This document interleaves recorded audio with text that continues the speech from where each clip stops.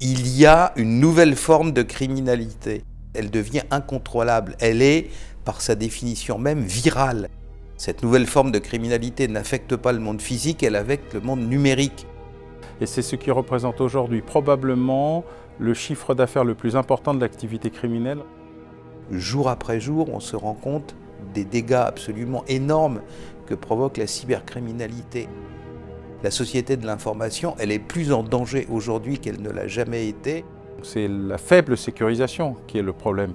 Dire qu'on vient de se faire cambrioler alors qu'on a laissé sa porte ouverte est sans doute triste pour la personne qui est cambriolée, mais elle y a un peu participé. On a surtout vu le côté pratique, facile et rapide. On n'a pas vu la nécessité de la protection. Et dans la plupart des grandes catastrophes informatiques comme des grandes catastrophes naturelles, la stupidité est beaucoup plus vraisemblable que le complot et l'ingéniosité. C'est la Banque de France, moins les coffres-forts. Voilà, tout est libre, tout est accessible. En matière de cybercriminalité, c'est un peu comme en matière de terrorisme. Après chaque catastrophe, il y a une commission d'enquête. La commission d'enquête vous dit aussi mystérieux que ça puisse paraître, on savait tout avant. 1, 2, on n'y a pas cru, et 3, ça ne se reproduira plus. Les gens ne sont pas conscients du problème. Tout commence par une prise de conscience.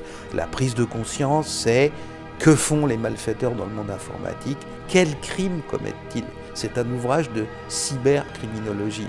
C'est la criminologie, l'étude des phénomènes criminels dans le monde cybernétique.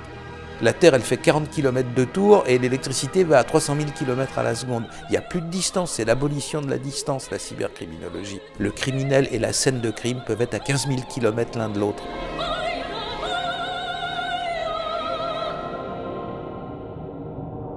Voilà ce que c'est que la criminalité informatique. C'est tous les jours, à chaque instant, ça n'arrête pas et c'est à chaque instant plus grave.